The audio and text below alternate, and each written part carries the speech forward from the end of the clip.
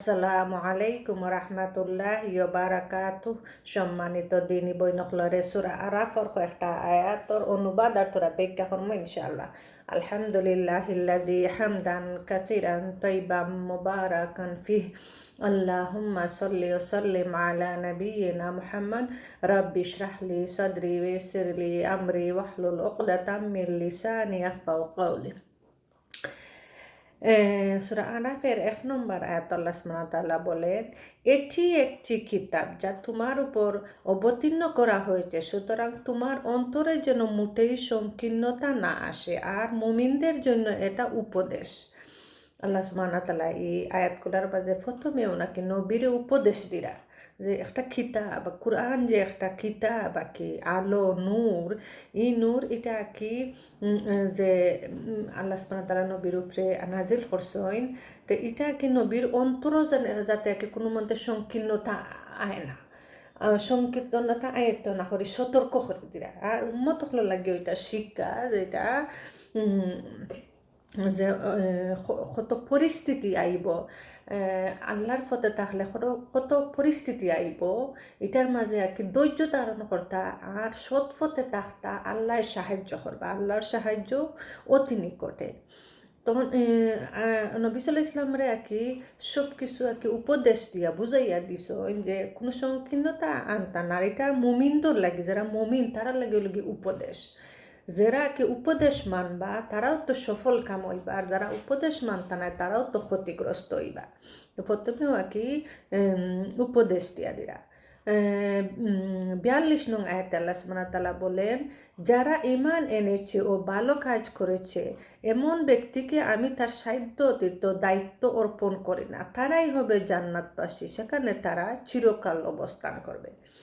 যারা কি সৎভাবে ঈমান আনিয়া আল্লাহর আশ্রয় গ্রহণ করিলাইন, ঈমান আনিয়া বালা কাম করইন, নেক আমল করইন, আর আল্লাহ সুবহানাহু ওয়া তাআলা কি সাধ্যর অতিরিক্ত কোনো জিনিস সাফাইয়া দেন না। যেমন যারার উপরে আল্লাহ নারাজ তারার উপরে অনেক জিনিস আছে আর কি সাধ্যর অতিরিক্ত সাফাইয়া দিলাইবা, তো এই জিনিস মানুষে আর কি করতে পারতা না তো ক্ষতিগ্রস্ত হইবা। কিন্তু যারা আর কি ন্যায়ভাবে সৎভাবে তাহন আল্লাহর দিকে আর কি তারার মন তাকে আল্লাহর বাইরে ঝুঁকিয়া তাহন, তারারে আল্লাহ সুবহানাহু ওয়া তাআলা সাধ্যের অতিরিক্ত কোনো জিনিস সাফাইয়া দিতে নাই, যে জিনিস তারা করার ক্ষমতা নাই, যে জিনিস তারার ক্ষমতা নাই ই আর কি দায়িত্ব দিতা নাই। যেমন আগর যুগর আর কি ওলাখান আর কি হইছে, যেমন অনেক জিনিস আর কি যেমন আগে আর কি মানুষরা ওলাখান সাফাইয়া দিছেন, যারা বেশি জুলুম করছেন অত্যাচার করছেন, কিছু কিছু জিনিস এরা চালাইয়া যাইতে পারছে না, তারা ক্ষতিগ্রস্ত ওলাখান আর কি একটা উপদেশ আর কি যারা আর কি সৎভাবে থাকবা তারারে আর কি কোনো জিনিস আর কি কোনো বাড়ি জিনিস সাফাইয়া দিতা নাই, আল্লাহ সাহায্য করবার কঠিন জিনিস হইলেও আল্লাহ সহজ করিয়া দিবা, আর সমস্যারে আল্লাহ সুবহানাহু ওয়া তাআলা সমাধান করিয়া দিছেন। যেমন নবীরে আর কি জেলা কত সমস্যা আছিল, কত বড় বড় সমস্যা আছিল, আল্লাহ সুবহানাহু ওয়া তাআলা এক নবীর মাধ্যমে সব সমস্যারে সমাধান করিয়া দিছেন। কিন্তু আল্লাহ চাইলে আর কি কোনো মানুষের ক্ষতি করতে পারতা নাই, আবার আল্লাহ যদি মানুষের সাইন ক্ষতি করতাতে সেই ওয়াইয়াও বাঁচাইতে পারতা নাই। তো একমাত্র আল্লাহর উপরে ভরসা করা, সৎভাবে থাকা, সৎ আমল করা, আর আল্লাহর কাছে আশ্রয় চাওয়া। সূরা আনআমের ১১৬ নম্বর আয়াত আল্লাহ সুবহানাহু ওয়া তাআলা বলেন, তুমি যদি দুনিয়াবাসীদের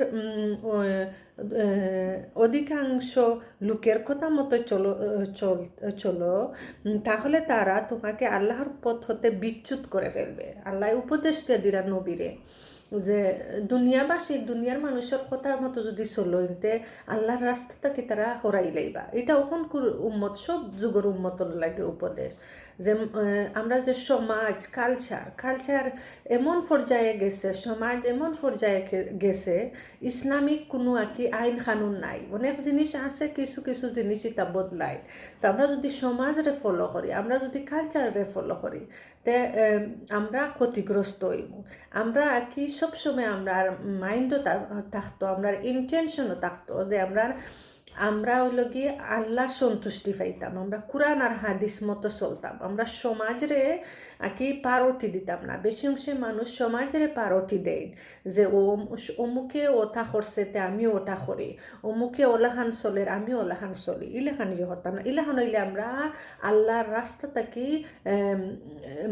কি হরে যাইব। কিন্তু আমরা উদ্দেশ্য থাকতো যে আমরা আল্লাহর কথা মতো চলতাম। এগুলা মানুষের মনও খারাপ লাগক, মানুষে বালা পাক না, আই ডোন্ট কেয়ার, আমি কেয়ার করি না, আমি এটা ইয়েও করি না যে মানুষের মনো খিতা আইলো। আমি দেখতাম যে আমার আল্লাহ খুশি নি, আমি যে একটা কাম করতাম আমার আল্লাহ খুশি নি, আমার আল্লাহ একটা যদি আমি কাম করি, একটা যদি জিনিস করি আর এটা যদি আমার আল্লাহ খুশি থাকেন না, তে আমার এই খরা ক্ষতিগ্রস্তদের অন্তর্ভুক্ত হইম। মানুষের হাজার দুনিয়া সব কিছু ত্যাগ গিয়াও মানুষরে যদি ইয়ে করো, তবু মানুষের গেছে তোমার অনেক পরিস্থিতির মানুষ আছেন, মানুষের গেছে তোমার ইয়ে ফাইতায় নাই, মূল ফাইতায় নাই। কিন্তু আল্লাহরে সবচেয়ে ইয়ে লগি আল্লাহরে খুশি করা। মানুষরে আর কি যে খুশি করি আল্লাহরে বেজার করি ই কেন থাকতো না।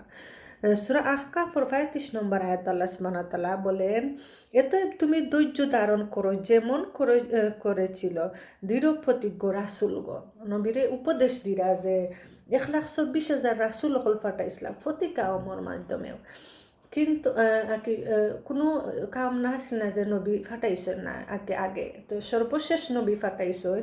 আর এই আগর নবী হলে যে কিলাখান তারা ধৈর্য ধারণ করছেন, তারা যে সফলতা লাভ করছেন, এইটাও আমরা নবী সাল্লাল্লাহু আলাইহি ওয়াসাল্লাম রে কইয়া উপদেশ দিরা যে তাতে তাই ধৈর্য ধারণ করতা। আর এটা উম্মত হলার লাগেও এটাও শিক্ষা যে যে কোনো পরিস্থিতিও আর কি প্রথমে লাগি ধৈর্য ধারণ করা। নবীরে জ্বালাখান ধৈর্য ধারণ আর কি ধৈর্য ধারণের উপদেশ দিছেন, এটা আমরা তাকে শিক্ষা গ্রহণ করতাম। যে কোনো পরিস্থিতি আমরা প্রথমে ধৈর্য ধরিয়া মোকাবেলা করা। তো আল্লাহ সুবহানাহু ওয়া তাআলা বুঝার আমল করার তৌফিক দান করতা, হেদায়তের পথে কবুল করতা। জাযাকুমুল্লাহ খাইরান।